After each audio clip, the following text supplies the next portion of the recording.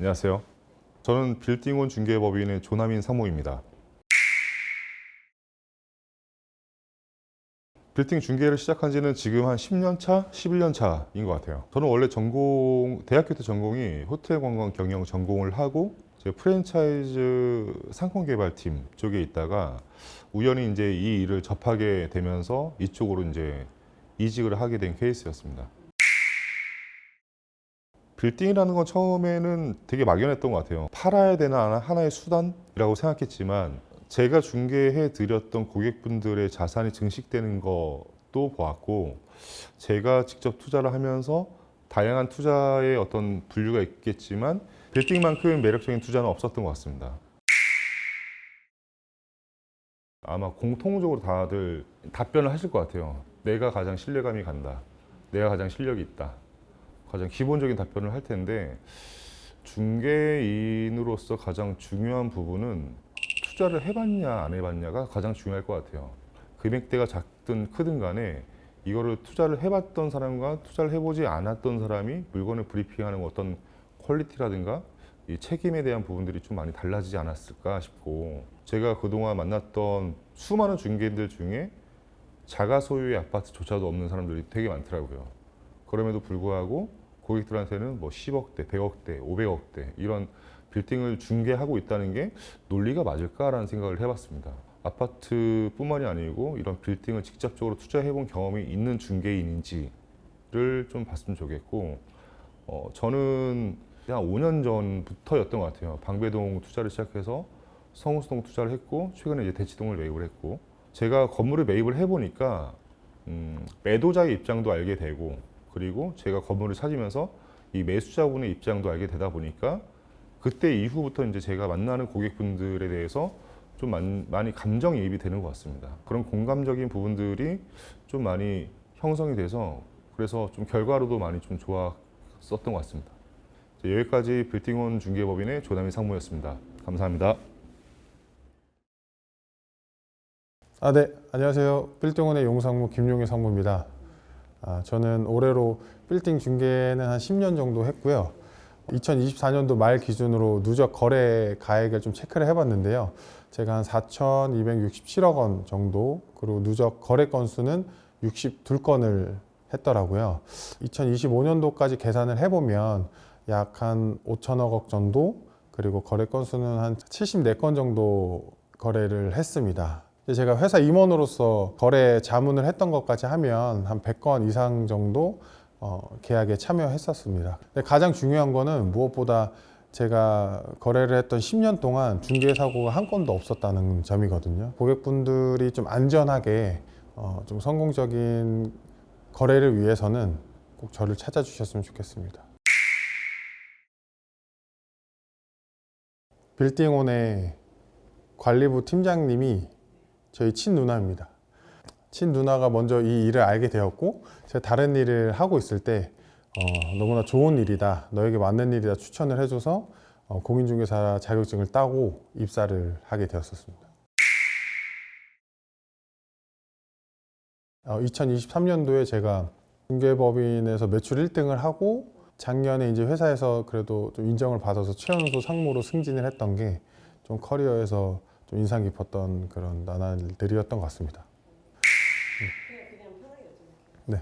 고객분의 입장에서 일을 하려고 최대한 노력을 해서 카톡이나 전화에 대한 피드백이 빠르고, 제가 직접 건물 투자도 해봤기 때문에 고객의 입장에서 현실적인 중개를 할 수 있는 게 저의 장점입니다.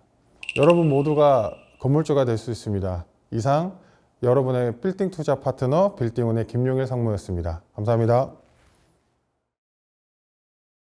안녕하세요. 빌딩온 부동산 중개법인 서재원 팀장입니다. 제가 그 빌딩 중개 시작한 거는 21년도에 시작을 해서 이제 횟수로 5년 차 다 채워가고 있네요. 원래는 제가 이제 자영업을 하고 있었어요. 당시에 구에서도 매출을 1등을 했었고, 그래도 거리는 나름 잘 되고 있었는데, 아무래도 단골 손님들이 많이 생기고 하다 보니까 그분들이랑 식사 자리도 생기고 술자리 할 기회도 많이 생기고, 그분들이랑 좀 자리를 하다 보면은 항상 마지막에 하시는 말씀이 부동산 투자로 이제 이야기가 끝나더라고요.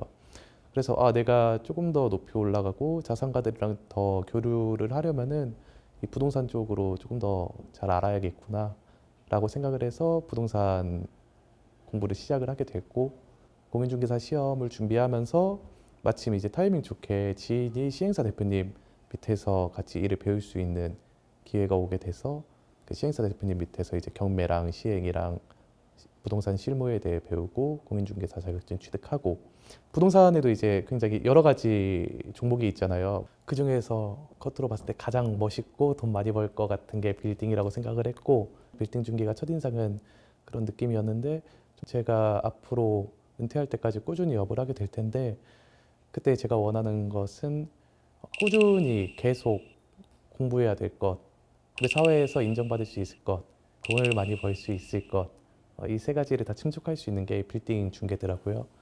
그래서 빌딩 중개를 업으로 삼게 됐습니다. 저도 이제 좀 TMI일 수 있는데 교육자 집안이다 보니까 길잡이가 되거나 이렇게 알려주거나 하는 것들을 굉장히 좋아해요. 그리고 제가 이해가 안 가면은 설명할 자신도 없고 자신이 없으니까. 그렇기 때문에 고객분들이 어떤 빌딩 투자를 한다거나 아니면 매매 진행을 했을 때 문제점이 생겼을 때 이 부분을 어떻게 해야 돼요? 이 부분은 어떤 문제가 있어요?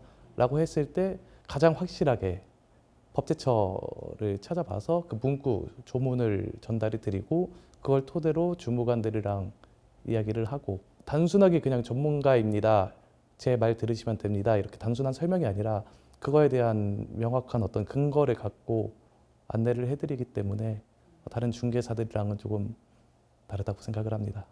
여기까지 빌딩온 중개법인의 서재원 팀장이었습니다. 감사합니다. 안녕하십니까.